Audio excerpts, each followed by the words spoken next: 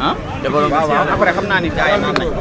ñun ñoo ko naan. waaw mais taw feex la rek. ok ñu ma déggoo.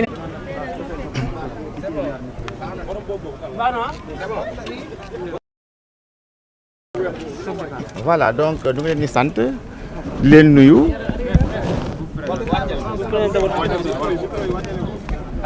micro yi ngeen di wàccee. Voilà, donc nous vous saluons tous, chers journalistes. Je suis Serge Louis Déthié Cissé, mandataire national de la candidate Aïssatou Mbodj, connue sous le nom de Aïda Mbodj, de l'Alliance nationale pour la démocratie And Sahel Ligue. Donc, comme vous le savez tous, nous étions en fin de liste. Après le tirage, nous étions placés à la 93e et nous venons de subir le test du parrainage.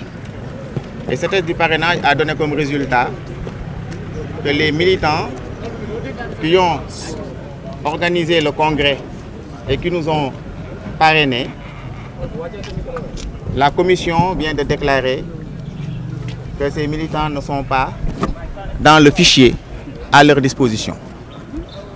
Raison pour laquelle, avec une telle information, il se trouve que donc la candidate Aïda Mbodj en fait est éliminée d'office et ne pourra pas faire de second tour.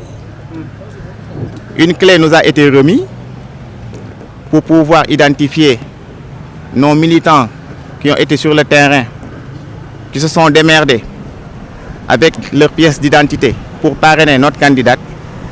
Pourquoi ces militants ne sont pas dans le fichier électoral? Ce qui nous permet donc de douter du fichier qui est utilisé au niveau du Conseil constitutionnel, parce que nous n'avons aucune maîtrise par rapport à ce fichier-là. Et les mandataires sont très vulnérables parce que en aucun moment il n'est prévu une disposition qui permet aux mandataires de pouvoir, avec leurs informaticiens, tester quel est le fichier qui est chargé en fonction des candidats qui se présentent pour être testés par rapport à ce parrainage-là. Donc c'est l'information que donc, je voulais vous donner. Maintenant, au niveau de notre directoire, nous allons étudier la clé, voir les causes de l'absence de nos militants et sympathisants dans le fichier électoral du Conseil constitutionnel et nous aviserons dans les jours à venir. Est-ce qu'on vous a Merci. informé le nombre de parrains qui ne figurent pas dans le fichier? Donc, maa ngi tudd Serge Louis Déthié Cissé, maay mandataire national alliance candidate Aïssatou Mbodj, nit ci gën ko xamee si Aïda Mbodj. Ñun noo nekkoon fin de liste, ñun noo doon jeexal liste bi, noo nekkoon à la 93e place si tirage bi, avec tous les risques que ça peut générer.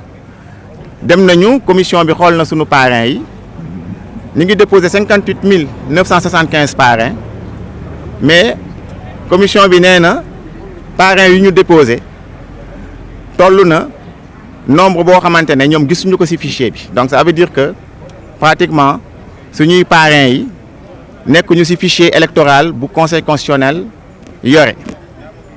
Donc militants yoo xamante ne ñoom seen carte d'identité yi ak numéro d'électeur fu ñu war a voter tous ces trucs là nekkul ci seen fichier, jox nañ ñu benn clé bu ñu laajtee pour ñu wax ñu ñan la, jox nañ ñu benn clé nañ ko étudier au niveau sunu directoire pour xool lu tax ñu parrainé docteur Aïssatou Mbodj nekkuñu ci fichier électoral bu conseil constitutionnel yore.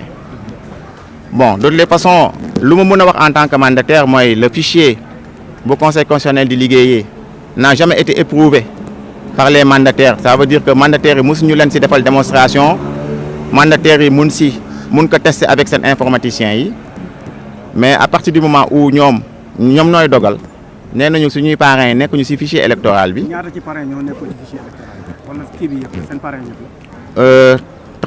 35%. nee nañ 35% nekkul ci biir fichier électoral bi. 35%. Voilà, c'est ça. Et nous, on avait une organisation très bien structurée au niveau de la diaspora et au niveau du Sénégal. Organisé nañu congrès au niveau du CICES. Congrès bi enregistré pas moins de 2000 personnes benn dimanche. Donc dans les sections, la remontée des fiches lépp def nañ ko ci yoon. Saisie yi jël nañu ay étudiants yu xarañ yu def saisie yi correctement, informaticiens yi vérifié lépp leer, mais puisque ku am pouvoir de décision mooy conseil constitutionnel te ñoom décidé nañu que suñuy parrains yi nekkuñu ci biir fichier bi pour 35%. Donc ñun loolu la ñuy mën a jàpp parce que ñoom nooy jag lu ñu fas yéene def mooy jël clé boo xamante ne ñun dinañ ko dem étudier xool lu tax ñooñu nekkuñu ci biir fichier bi ba après jéem a saytu ñoom ban fichier la ñu war a mën a liggéeyee. J'espère que par souci de transparence conseil constitutionnel après war na mën a wax ci ban fichier la liggéeyee. Fichier boobu bés bu ñu ko mettre à la disposition du public dina permettre mandataire yooyu ñu rejeté yëpp. Depuis premier mandataire bu abusé woon na mooy bu Boubacar Camara bu mu doon nekk lu ko jaaxal mooy mu jël paie ñu gis pratiquement 7000 parrains yoo xam ne nekkul ci fichier bi moom avertiroon na mandataire yu topp ci ginnaaw pour ne attention logiciel bi suba dina ñëw wàññi ñu bëre parce que dañu nekku leen ci biir fichier bi donc loolu laa amoon lu ma doon wax. di joindre léegi ñi nga xam ne ñoom ñooy opposition bi pour mën a def li nga xam ne mooy blocage parce que wax nañu ni dina am benn front. bi nga xam ne dañuy ñaawlu li nga xam ne mooy affaire fichier électoral.